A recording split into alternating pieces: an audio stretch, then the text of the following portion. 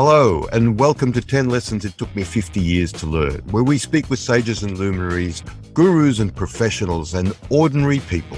And we dispense their wisdom, not just information, not just mere facts. We dispense their wisdom to an international audience of rising leaders. My name is Robert Hossary, and I'll be your host on this episode.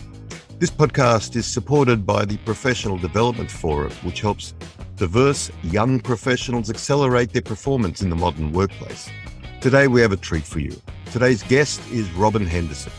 Robyn has authored and contributed to more than 30 books on networking, business and career development, and self-esteem building over the last 20 plus years. She has spoken in 12 countries internationally and has never advertised her work. All her work comes from networking referrals. Her career includes 22 years as a professional speaker, 10 years in sales and telemarketing management, and 13 years in hospitality. Robyn has also successfully run a women's network in Sydney for 6 years in the early 90s and was listed in the Businesswoman's Hall of Fame. Robyn has also been presented with the Speaker of the Year Award from the National Speakers Association of Australia for her contribution to the speaking industry in Australia. Robyn, welcome to the show, and thank you for speaking with us today. Thanks, Robert, for that wonderful introduction. I forgot some of those things. It's interesting. When you look back 50 years, you think, oh my goodness. Well, I mean, that. You did do all of that, and I was there for some of that too.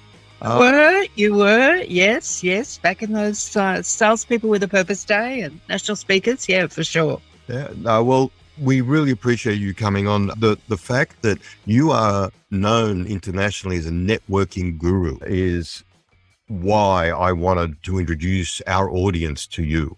Networking is something that a lot of people have neglected or forgotten, especially during this post-pandemic or in the pandemic era that we're in. People don't realize how important keeping a network going is.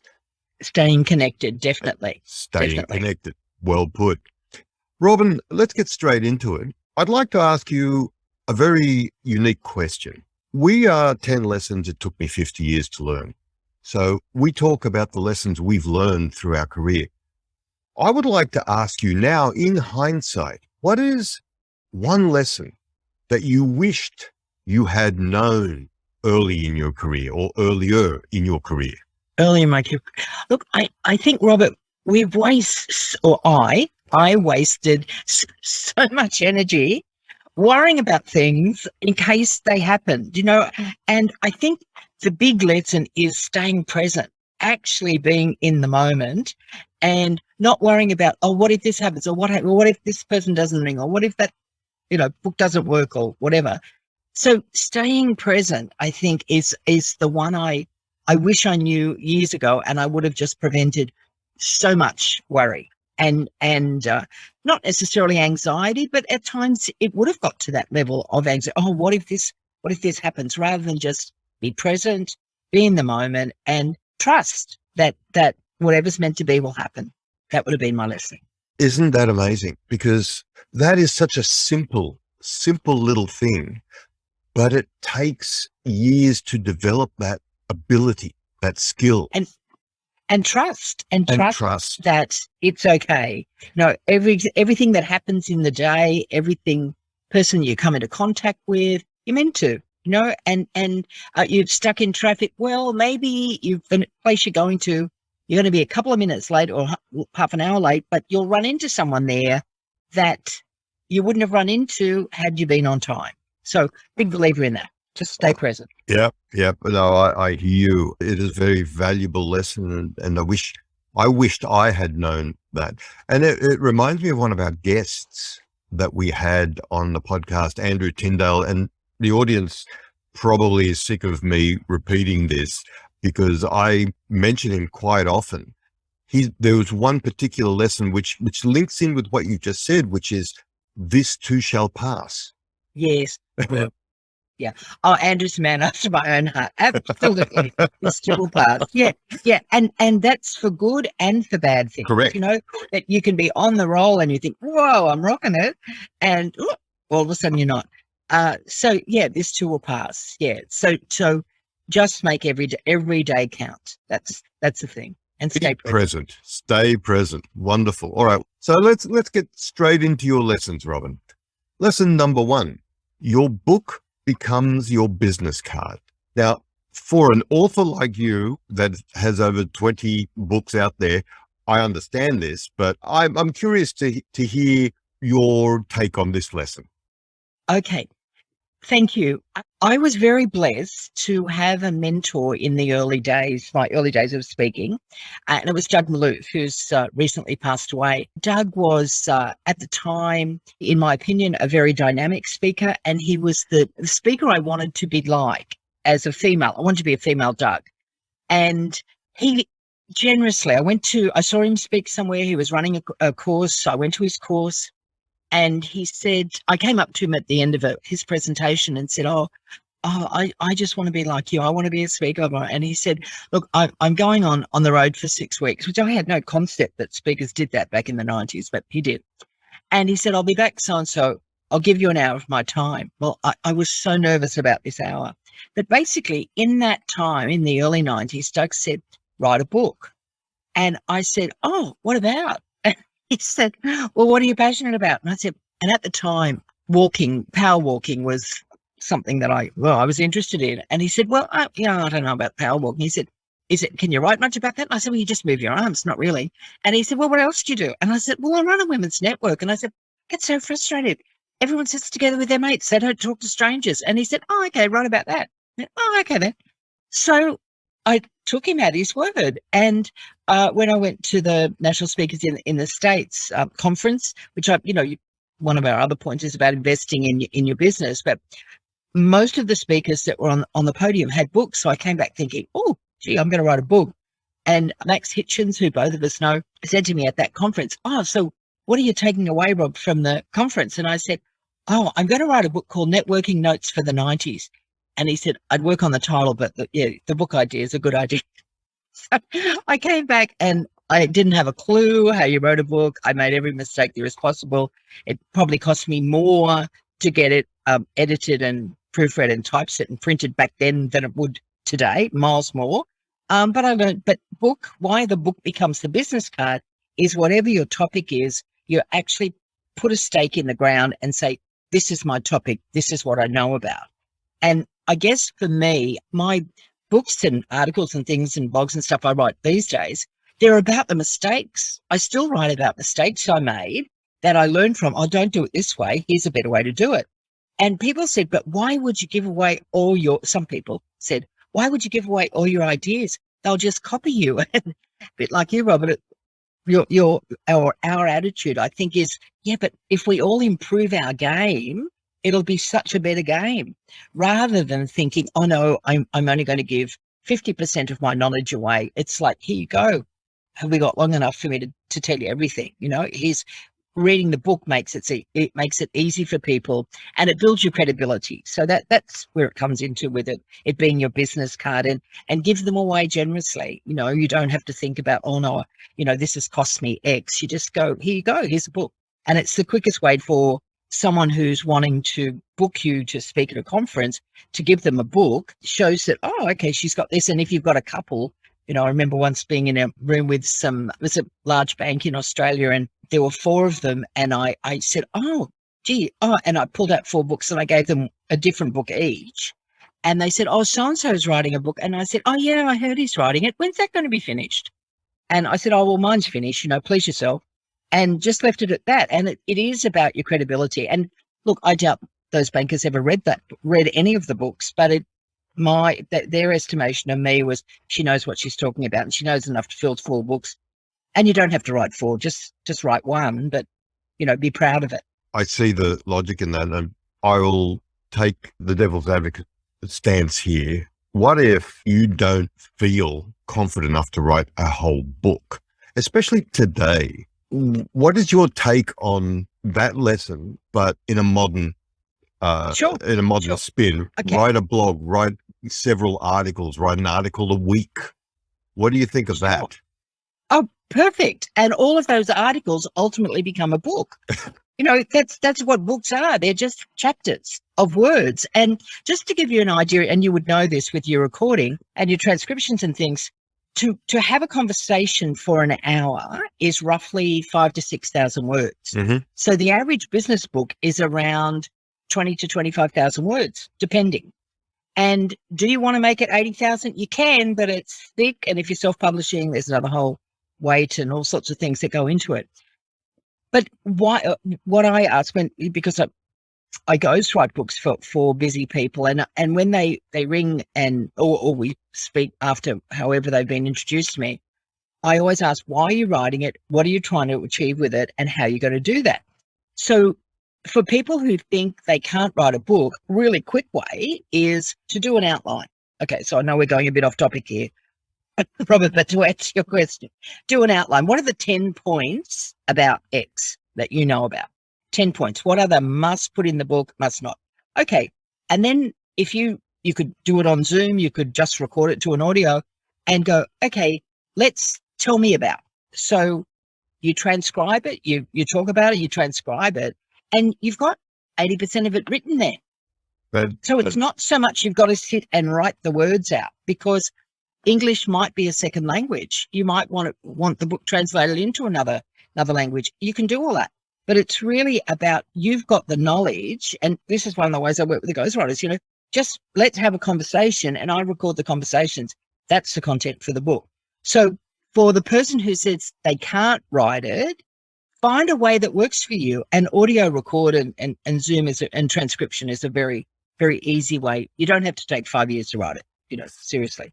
I see what you're saying. And the main point here of your lesson is become that subject matter expert by publishing something that gives you the credibility. Sharing your knowledge. Sharing your knowledge that gives you the credibility. And that then becomes your business card. I see that. And what a great lesson.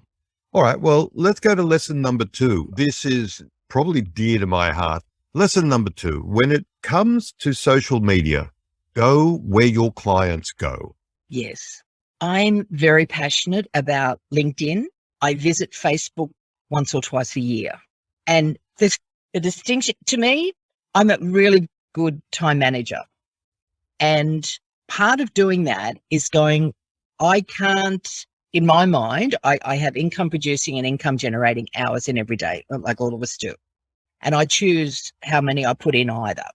Now, if I'm going to spend hours just wading through Facebook like my youngest niece might do, she got all the time in the world. I don't have that time. To me, it's about, where are my clients? So I've got to preface this by saying it depends what your business is. Facebook is a great market for some businesses. To me, retail, Instagram, all of that, it's visual. They're wanting to see what you've got, what's come in today. That's great. That's your market. My market is LinkedIn because of the corporate nature of that. I have really simple systems on LinkedIn. So and yet I only spend 15 minutes a day on LinkedIn.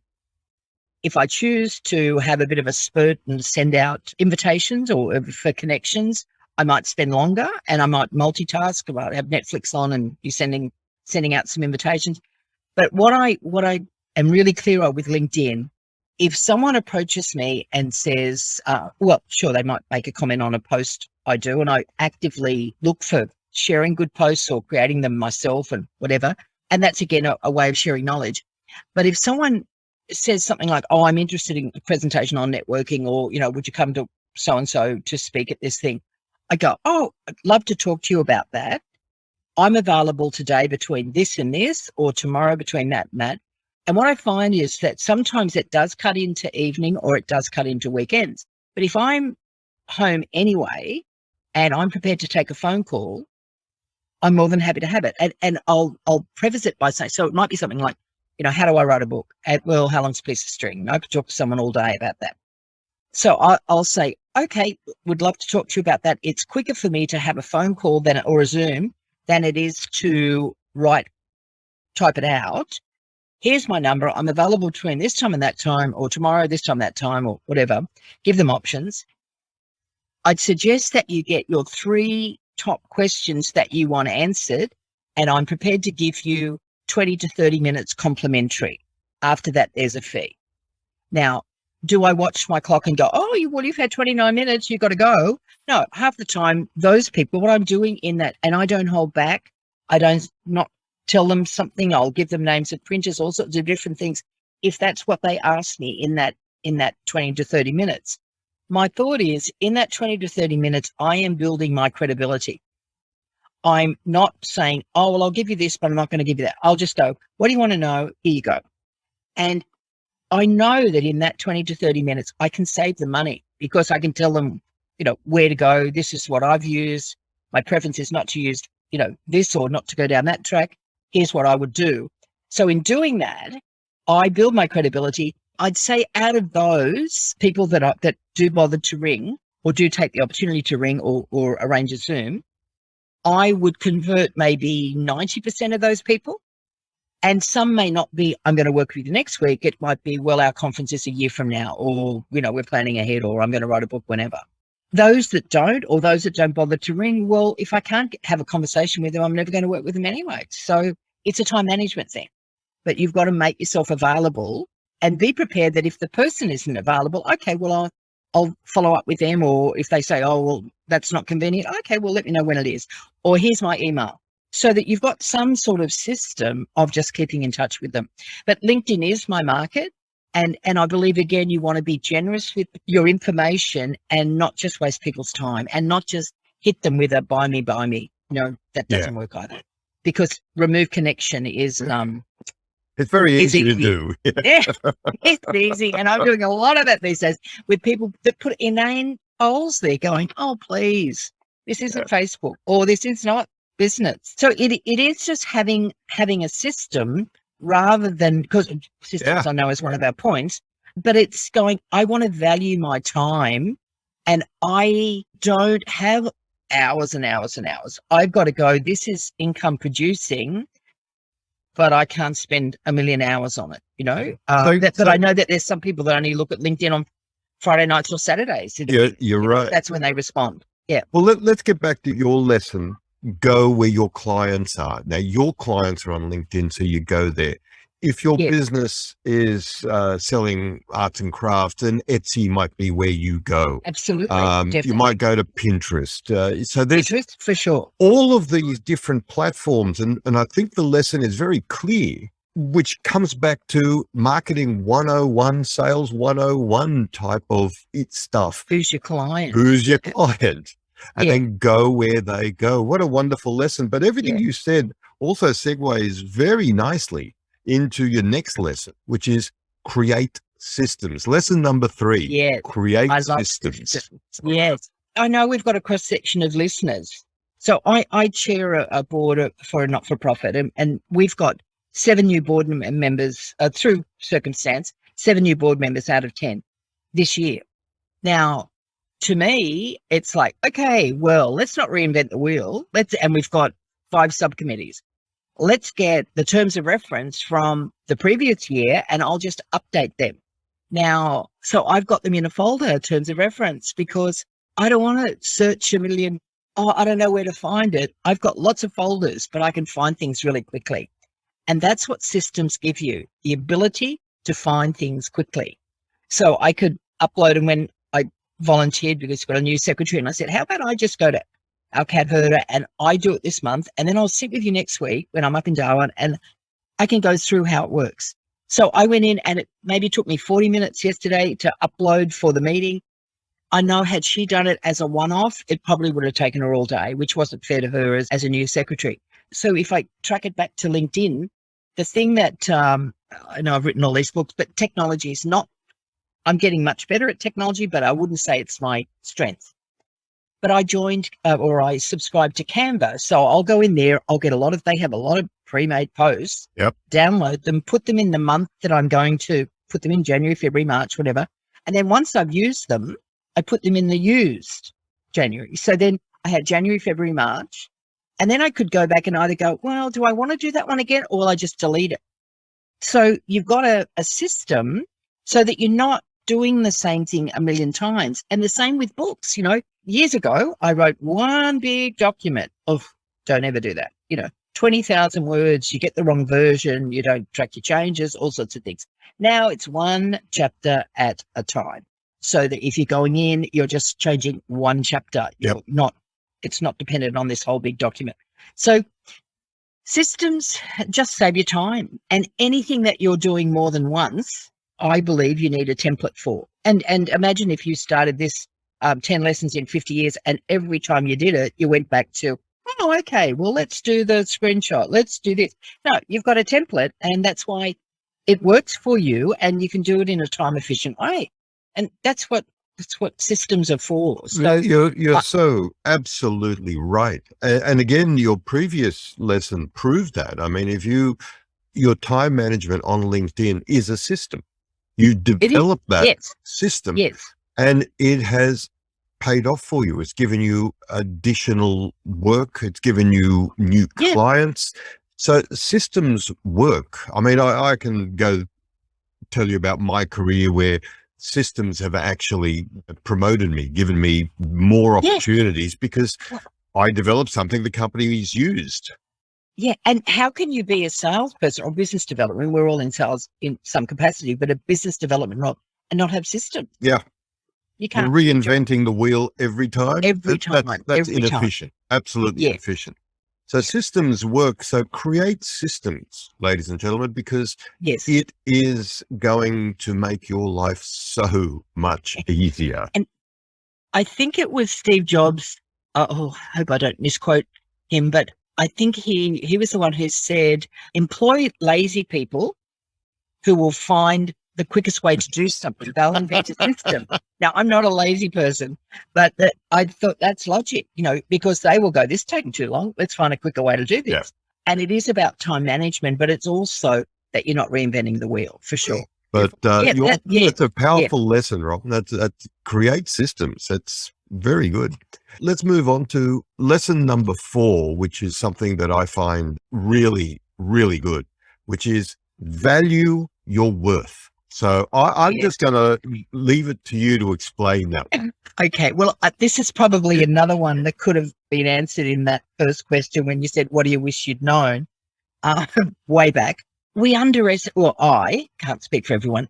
I underestimate my knowledge. I did for many years.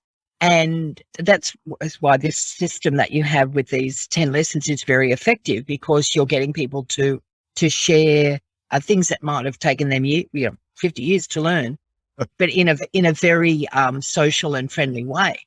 But when you don't value your worth, many people, in my experience, can take advantage of you.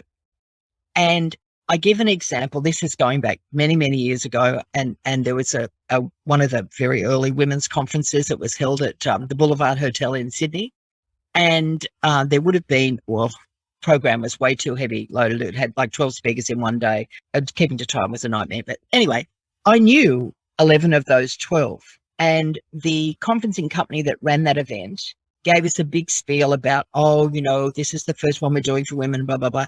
None of the speakers are getting paid. Well, speakers talk, and somewhere by lunchtime, it was pretty obvious that 2 of the speakers were. And the 2 that were being paid were not necessarily high profile anything. They had just negotiated way better than the other 10 of us had. And so that sort of went around. And when we were giving the organizer feedback, it was, don't underestimate that there's a network of people here who speak, and you must value our worth as well as theirs. Pay no one, but make sure none of them get paid. Don't pay some and not others. So that's just a quick story of an example of that. But it's like the plumber that comes in and, fix the tap. It's not banging where they know to bang the spanner on the thing to make it turn. It's about how many years have they worked at their craft, whatever their profession is, to hone their skill.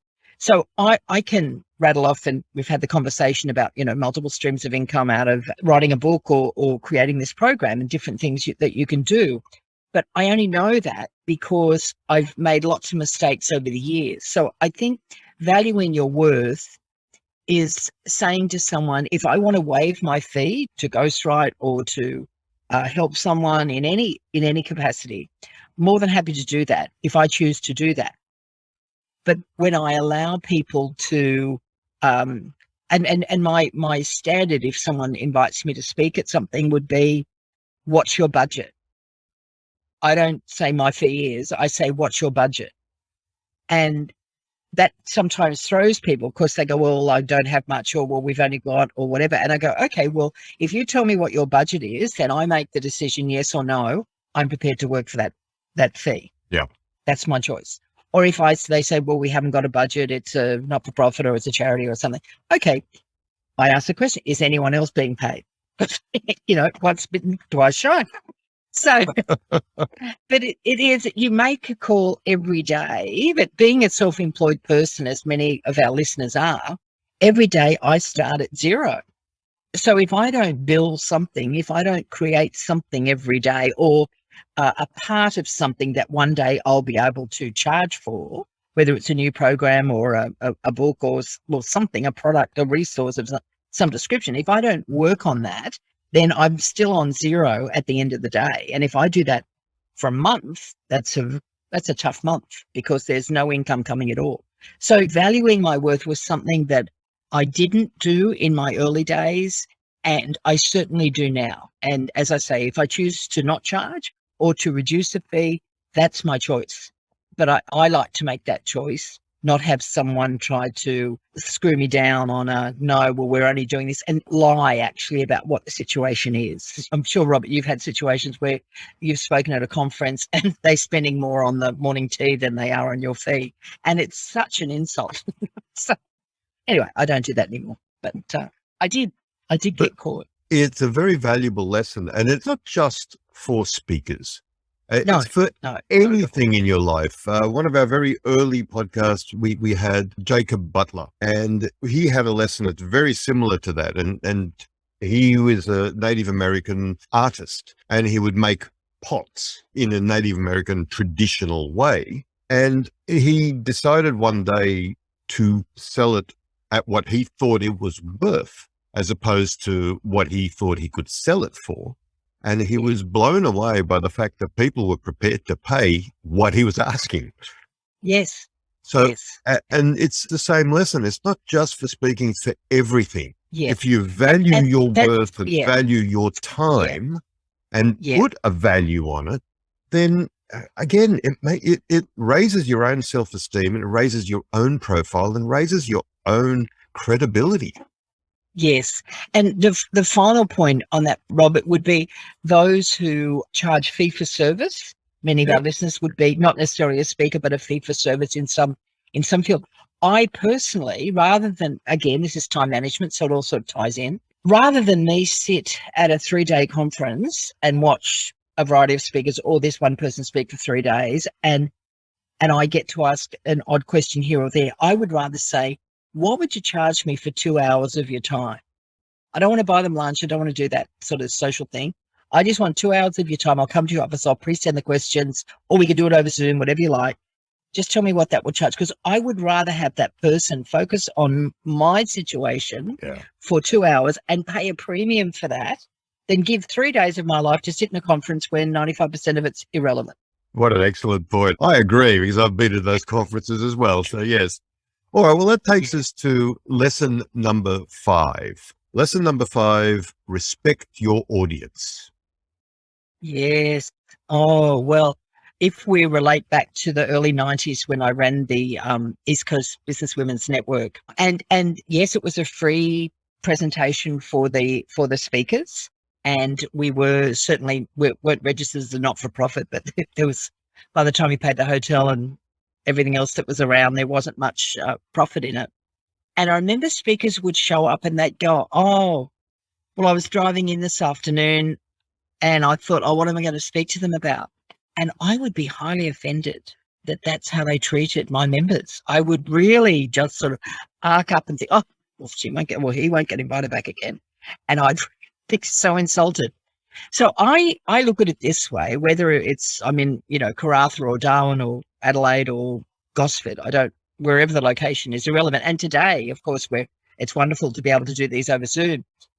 I want to respect my audience. They have given me, every time you record these, they give you an hour of their time.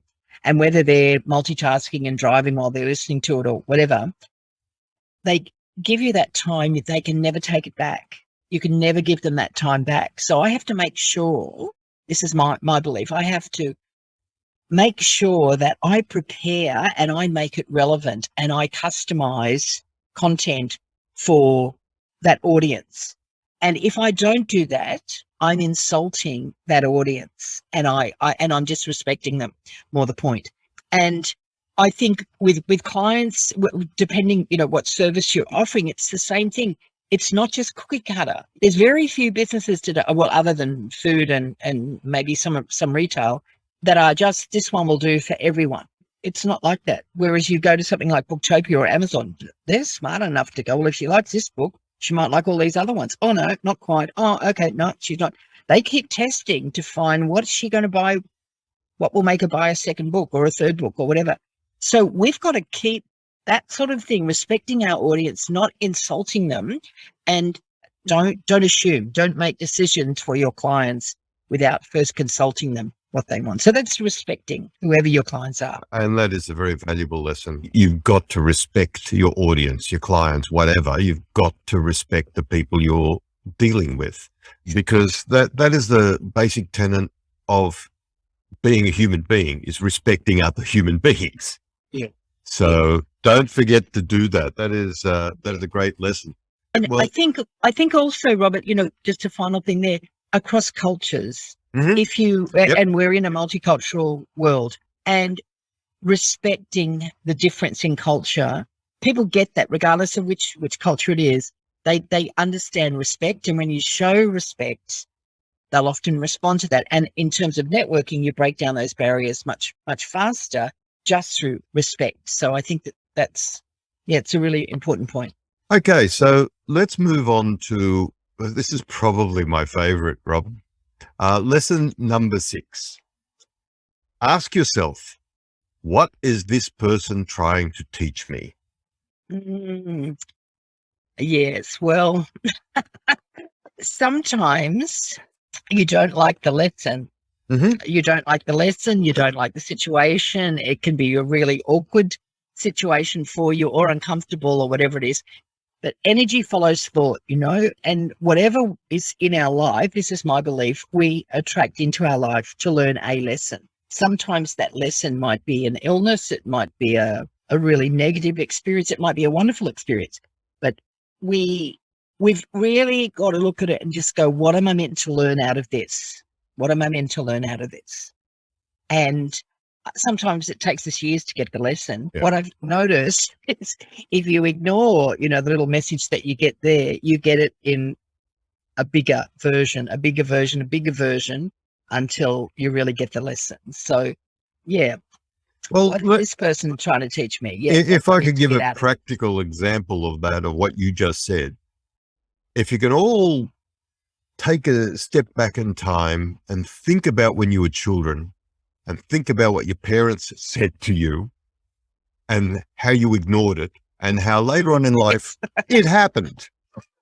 So sure. That is what Robin's saying. It might take you years to actually acknowledge that it was a lesson that you had to learn. And I've said this in a podcast that I was interviewed in, which is, when you ask that question, don't neglect to ask the follow-up question, what can I learn not to do from this person? Yeah. What could I have done differently? Yes. Yeah. How could I have changed that? Yeah. And it's happened. So just make the most of the learn. That's it. Yeah. This too will pass, Robert, as we know. All right. Lesson number 7. And I think this is probably the pinnacle and very, very important, at least for me. Lesson number 7. Be clear on your why, what, and how. Yes. I also didn't get this one for quite a few years. And I learned it from some of these really big lessons. I mentioned Doug Maloof before. And another great teacher for me has been Alan Parker, who I know is a mate we have in common. And I learned that from Alan. It was a situation I was in at the time, and remember him saying, well, you need to ask why they need this person. What are they wanting you to achieve? And then you will work out how to do that. And why, what, how? And I would say, and oh boy, it might be, it'd be more than 10 years ago that Alan gave me that tip. And I still do courses with him these days. And I did say to him, maybe about a year or more ago, I use that why, what, how every day in some way, either I'm talking to someone or, they want to write a book or they want to change careers. Why, what, and how. And even with goal setting, why do you want that? Because if you're not clear on the why, you'll never achieve the goal. But that, in my opinion. So the why you want it, what do you want it to look like? What's it going to look like when it's finished? And then how are you going to do that? What are the chunks you have to do along the way to make it happen? And if you're coming together in a strategic alliance or a collaboration, your whys may be different. There might be individual things, depending on people's life experiences, that are influencing the why, but the what you want, the end product as such, has to be the same, I believe, for it to work. And then you work out, well, based on this, if we're trying to achieve this what, then how are we going to do that? And this is a perfect example, this program, that you may have different whys with your collaborators, but you've got a very clear what you're creating, and then you go about creating it in your individual states and countries. So, yeah, it's another one I wish I knew years ago, but anyway, better late than never. Well, you mentioned Alan Parker, and Alan has been on our show, and he has spoken about why, what, how. So yeah. I urge the audience, go and find Alan's episode after you listen to Robyn's. After you listen to this one. I will dig that out too, because I didn't know that. Yeah, you are so spot on, Robyn. If you don't know why you do something, you're not going to do it. It'll never happen. Well, yeah, you won't hang in there long enough to reap the reward or to achieve the goal or whatever it is that you're striving for, because you're not clear. Yeah, clear. There's no clarity. Yeah. And I speak from experience. I've had a lot of $1 million ideas, but I've never understood why I've wanted to do them, and so I never did do them. Yeah. And now someone else has done them, and I'm sitting back going, "That's okay. Yeah, That's okay. They've done their version. It's a bit like books, There could be 10 books out on courage, but you will write your book out on courage. Yeah. So it's okay that, there's other people doing it. And there's lots of books on networking. I think I've got a whole collection of them. But yeah, there might be a whole lot of books on networking, but Robyn, you're the guru. All right. Well, let's go to lesson number 8, which is, you touched on this earlier. So lesson number 8, stay present. Stop catastrophizing. That's the bit that hooked me. Yes. Well, it is that if I stay in the moment, then, and imagine you trying to interview someone on this and they're thinking about their shopping list for later in the day. They'd be so distracted and it'd be so insulting and disrespectful for your listener base. But the catastrophizing is all this energy that is spent on what may or may not happen in the future. And really, the media is full of a lot of catastrophizing, people giving their opinions and really not looking at the facts. And even more ridiculous waste of catastrophizing is stuff that's already happened that you cannot change. And I was guilty of that for a long time too. All this, crazy. So it is about, you've got to catch yourself doing it when you start to catastrophize or when you're speaking to people. And sometimes, there is a mental health crisis, global, in my opinion. And a lot of the anxiety and depression that I see amongst some of my friends is around catastrophizing about things that may never happen. And I just think, bring it back. What facts do you actually have on this? And that's another one of Alan's things is, facts and opinions. That you can catastrophize on opinions, but let's stick to the facts and let's save a lot of energy, So, and being present, if that all sounds a bit, woohoo, then just being present, actually, breathing with the person, listening to the person, and listen not to jump in and give your opinion, listen to learn, listen to understand. That to me is being present rather than thinking, oh, well, as soon as he finishes, I'm going to get my next bit in. You're actually listening to learn and understand.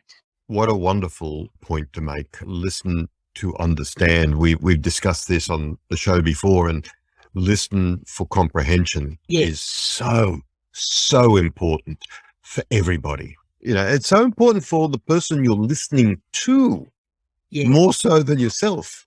Yeah, and it's a conversation then.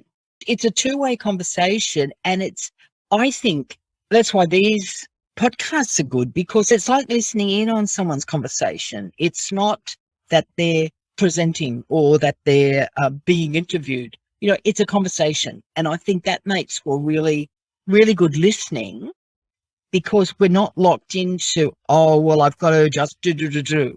You're contributing to the conversation, not just asking questions. And that makes really interesting listening, just in my opinion. Well, I think the show has proven that you're correct. So thank you.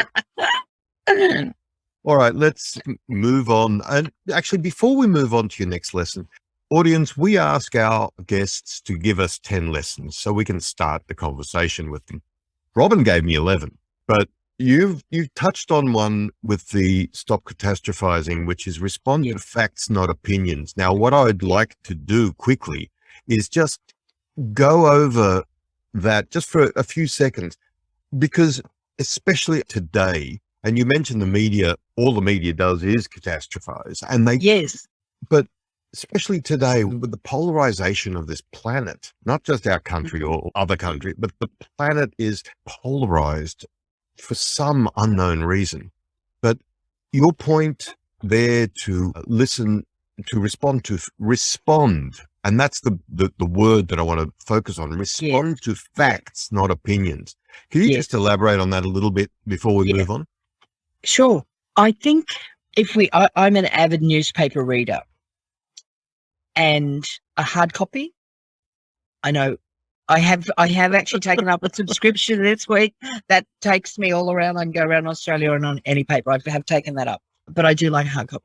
And what I think, and if I relate it to newspapers and then to our sort of free-to-air channels, many people are interviewed. They're giving their opinion. They're writing in the newspaper about their opinion of the government or leadership or COVID or vaccination, or they're writing their opinion. And I think that sometimes the reader or the viewer gets so caught up in, oh, well, they said it on TV, like it was the police were saying, the police give facts. Like police interviews are very different to everyday interviews. Police give facts. This happened. There was a crime. We can't talk about that. We can't say who did it. We have suspects. They give facts. Opinionists, right? Oh, well, I think this might happen, and I think that might happen, and let's have a go at this. And then you have this feeding frenzy where you get this opinion and that opinion, and they could be, the world's going to end tomorrow. And then it's, oh my God, the world's going to end tomorrow. And all this stuff just gets fed and fed. And on Facebook and Twitter, that feeding frenzy can take off. So I think we just got to pull back, pause, take a breath, and go, are these facts? And when it comes to a lot of the medical things, I want a doctor, I want a scientist, I want someone who's not being paid for their opinion. I want someone who actually knows what they're talking about, rather than just doing what I call a puff opinion piece.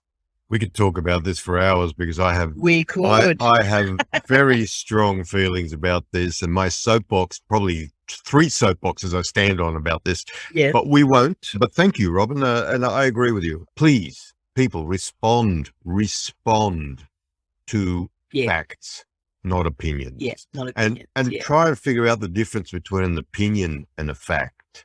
Okay, lesson number 9. Lesson number 9 is your mantra: stay connected. Oh, yes. Look, it's very interesting in the COVID world. And if we go back, for 12 months, how do we stay connected when everything is virtual? And there was probably a period where, there were that many online seminars. We were doing, free webinars and filling our diaries, thinking we had to be connected. Then we had like Zoom fatigue and all that. Staying connected to me. So here's what I said to a client the other day. She's got it's a agricultural business, and she'd invested a lot of money exporting and had all these connections all around the world. And I said, okay, so why don't you invite them all? You get the time zones, but how about you just split the world down the middle and go, they're roughly on, an 8-hour time zone, and you might have to split in 4, but, get the time zone. You work to suit them and bring people together on the most convenient time zone and just say, I'm just bringing 4 of us together. I thought it would be great for you to meet each other. So you host, just like taking 4 people out for lunch, you host a Zoom and 1 hour, and here's the agenda. So they go, well, we're going to do self-introductions, then we're going to talk about what might be, if you've got a level of trust, what's something you need help with at the moment? We might be able to help you, and you collaborate with those people. And she got so excited about the whole thing. And she said, but I've got 100 clients. And I went, yeah, great. Well, that'll take you 25 sessions. And I said, but what else are you doing? It's like, I've got all this, but I can't do this. But it was really about saying, how can I remind them? And yesterday I was doing a webinar with Alan. It was a negotiation program that he's doing. And in one of the breakout sessions, there was a lady there who, again, was trying to do this international thing. And I said, do you do much on LinkedIn? And she said, no. I said, okay, well, you've got a list of how many people on that list you're talking about. And she said, there's 25. I said, great. Looked them all up on LinkedIn, looked at their most recent activity. And once you start commenting on that person's activity, that will feed into your feed every day. And then you can they're seeing your face. I said, if you're just phoning them once every 9 months, they've forgotten who you are, And the big thing with staying connected, when I see someone on LinkedIn, or there might be a past client or even a potential prospect that might have dropped off the radar a bit, I will send them depending. I also want to know, are they a text person or an email person, or are they on LinkedIn or, in their world all the time? Which is the best way to get them to respond? Because speed of response to me is important. And I'll say, have you got time for a phone call? And I'll make it'll be between this time and that time. So it's not like this endless 1 hour phone call, but have you got 20 minutes? Would love to run something past you. And always asking the question with anyone, is there anything I can help you with? Or is there something that you're worried about? And you might not be able to help them, but sometimes just listening to someone talk about their situation, they actually know the answer. And in doing that, you're helping that connection. So visibility is still important, be seen, get known, move ahead, still important. And just finding ways to keep in touch. But that's why I really love LinkedIn, because you really can open so many doors there and get active in groups and all sorts of stuff. That would be my way of staying connected, Robert. Look, staying connected is something I learnt from you. In my time in the US, I made sure that my network back in Australia, while I was building a network in the US, my network back here was still active, and they still remembered who I was. Yeah.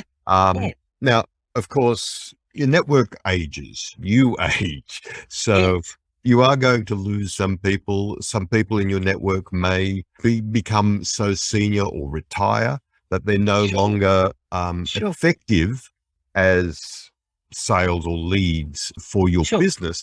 But that doesn't mean they're not worth knowing, and they're not worth remaining in touch with. Yeah, absolutely. And I learned all that from you. So I seriously, when I say Robyn Henderson is the networking guru of this planet, I am not kidding. So Robyn, you not only taught me, you taught a lot of people how to do this. And some of the words that you have just used, how can I help you? Is there anything else I could? I still hear that from people in my network who learned the same thing from you. Yeah. You can't always help them. You can't. No, sometimes there's a finite thing, but just offering a suggestion, what about? And oh, and look, this lady yesterday, or I know the agricultural one, she's done well with the ideas of bringing people together, but that's what it's about. So Yeah. you don't let a virus or technology take away your ability to connect. You find ways around it. Yeah. Be there for people. Be a connector. Be a connector. Yes. Yep, a topic that we could spend hours on, but Yeah. let's move on to lesson number 10. And I, again, love all your lessons, Robyn, but this one is one I personally take to heart because I've been doing it for a while. I know you have. Lesson number 10, invest in your profession. Yeah. Look, Robert, I think that it's about lifelong learning. I'm 68, I mentioned before, and so all these 50 years of learning, and I was probably in the workforce from about 16. What I have learned along the way, and when I talk about writing to school children and teenagers, and I say, if you want to be a good writer, read. I love books. I invest good money in books, fiction, non-fiction, all sorts of different things. I'm still doing courses, and I said to the person, one of the breakouts yesterday, I said, I'm doing Alan's course about negotiation. Don't actually want to set myself up as a negotiator. I just wanted the knowledge. And that is it to me, that you never stop learning, because if you get to the point that you think you know absolutely everything, you're arrogant. And I think what I've noticed of the people that I respect the most is they are humble. And they might know a lot about one thing, but they don't know, and they don't pretend to know everything about everything. They just go, this is my lane. I guess, to use the language today, this is my lane. Sometimes I veer over here, but this is my lane. But learning, to me, you never stop learning. And I think when you see Alzheimer's and various things, that when people are in some of the aged care and retirement villages, they're old before their time because they stop learning. I really believe that. I agree with you. Exactly the same thing, because it's important to learn. I'm constantly doing courses. I'm constantly studying. And it's not because, just like you, not because I want to be an analytics data scientist. It's because I don't want to be that.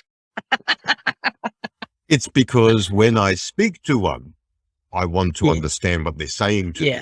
Sure. Well, that's good research. And so that's the veering into the lane, but this is my lane and I stick to it.